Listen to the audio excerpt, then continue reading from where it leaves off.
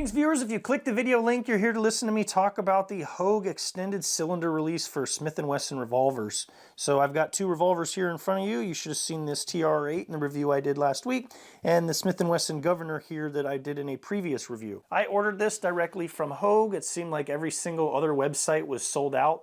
This is the blued short lever. So they also have ones in stainless, so if your revolver is not black and it's silver, you can get one that kind of matches a little bit better in color, and you can also have a little bit longer length. But I found for these particular revolvers, this length is actually perfect. So when I ordered it from Hogue, they sent me the initial email saying, hey, we got your order. That was the last I heard from them, and then magically one day it just showed up in my mailbox. I got no tracking email, no information, so if you order directly from them, don't be surprised if that happens to you.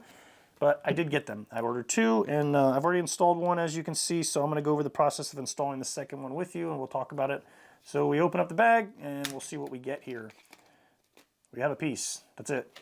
This is it's blued, but it is kind of a rough finish on it. It's not shiny or anything like the finish on some of the revolvers might be. It's also very gritty and grimy, so you can see just from touching it, it's turning my finger black, so I don't know if you want to clean this up first if you care about that. And then in the bag here, we've just got the little product card with just some generic information. There's not really need for instructions. There's one screw. It's very simple to use. So first of all, before we install this thing, let's go ahead and compare here and kind of talk about why this product exists and if you actually need it or not, or you just want it because it looks cool. I'll go ahead and be the first one to admit the first time I saw a picture of it on a revolver, I was like, what's that? That looks awesome. I got to have it. Didn't actually sit there and think about a practical need for it until I kind of looked into it and was like, yeah, that actually would be very handy to have. So why does it exist and do you need it? Well, depending on your hand size and what revolver you're shooting, that's going to make a big difference, again, determining if you actually need it or not. So I will tell you, this is going to be kind of awkward with the camera here, but I'll do my best. So when I acquire my shooting grip on the revolver, and I need to release the cylinder, my thumb is coming up just a little bit short in order to hit and actually get an effective press on there to pop the cylinder out without struggling. So I actually have to kind of break my grip a little bit. So I go from shooting, I have to break it off to the side, and I can still stabilize it with one hand to go ahead and get an effective thumb press on that cylinder release to pop it open to conduct a reload. Well, this product, what that does is that actually allows me to maintain my shooting grip. So this is my grip with the cylinder release, and I've got my thumb here crossed. I pop up, and from a grip position, I can activate that cylinder release without messing up my grip, because that's a problem if you're trying to be quick when you're reloading. Put your rounds back in. You're going to have to rotate the gun back and reacquire your grip. If I can just stay like this, press it, open it, reload, and just put my thumb back down where it goes, that's kind of a big deal, and that helps out a lot. So again, this is the short lever. I would not recommend, at least for these two firearms here, the longer one, because that's going to stick out almost as far as your hammer, and you're actually going to have to break your grip the opposite direction in order to get a thumb on it to press. So it's kind of defeating the purpose in reverse. So I'm kind of a fan of the short because it puts it, as you can see, right here by your hammer, and you just go from your shooting grip, boom, your thumb's on it, and then back to your shooting grip. So definitely a huge fan there.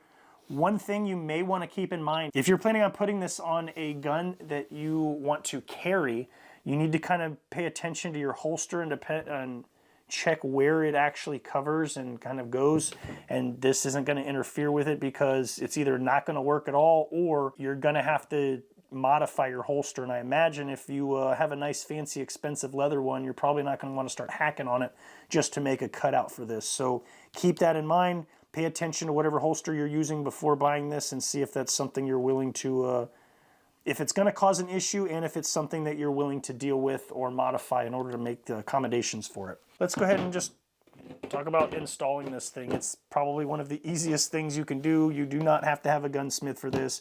As long as you can operate a flat-headed screwdriver, you'll be okay. So this is the stock cylinder release. We have our extended Hogue one here. All we need to do is get our flathead screwdriver in here and undo this screw. And it's not actually a screw, it's kind of a nut that goes on the end of it. So we're just going to put our flathead screwdriver in here. You may require a little bit of force to undo it. Just going to go ahead and unscrew it, and then we'll remove the whole thing. And when we do that, you'll notice that this is actually just a threaded rod that's sticking out of the action here. We take our standard cylinder release, we'll dump this out, and this is kind of just a capped nut.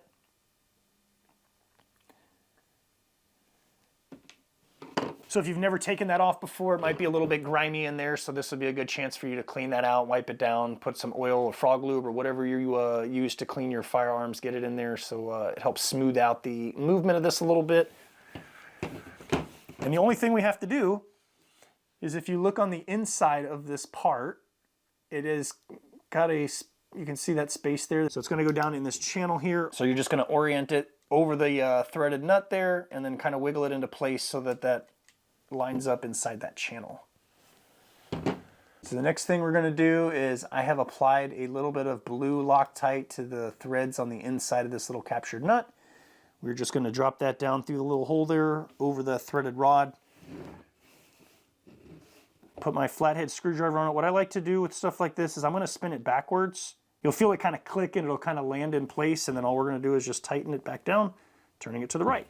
And I don't have any specific torque specs. They're not provided by Hogue or Smith & Wesson, so I just go ahead and crank this thing down. The screw originally was very tight, so I just kind of turn it without trying to snap it off, but making also sure that that Loctite gets in there and does not let this thing come off, because that would probably not be good in a gunfight if a critical piece of equipment goes missing off your firearm. All right, so now with this in place, you can see, again, it kind of sits in the same orientation as the TRR-8. So I'm able to just immediately come up, press, and go back to my firing grip without having to rotate in my hand and then reacquire my firing grip to continue shooting. So there is going to be a little bit of wiggle in there. That's fine. Again, as long as you tighten that screw down, it's all the stuff that's inside underneath it that's allowing it to wiggle. That doesn't matter. As long as the screw is on there and it's tight, you Loctited it, you'll be fine.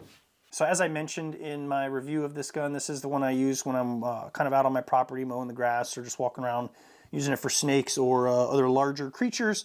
Keep a variety of ammunition loaded in it.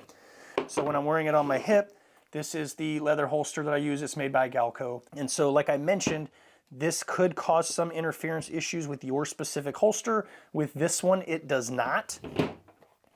So it does come up a little bit farther on the left-hand side, which is where that cylinder release is. However, I can fit it in there just fine. And you'll notice that this actually sticks out a little bit farther. So it does go under there, but it doesn't actually interfere with it being inserted or removed from the holster. So I am not going to have to make any modifications to this. If you have a Kydex holster, just make sure you get it cut low enough to accommodate that. Or again, if you have a leather one and you really want this on there and it's interfering, you're going to have to figure something out to make it accommodate, whether you heat it up and kind of make space for it, or you make a notch for it, or have somebody else do it that's a little bit more qualified in that area. I know I certainly am not, so I'm glad that that did not cause me any issues here, so I can continue carrying it and using it as normal in my holster. So hopefully you found something useful in this video, just a quick review of a product that I actually like, and when I find something like that, I like to get the word out and kind of share it.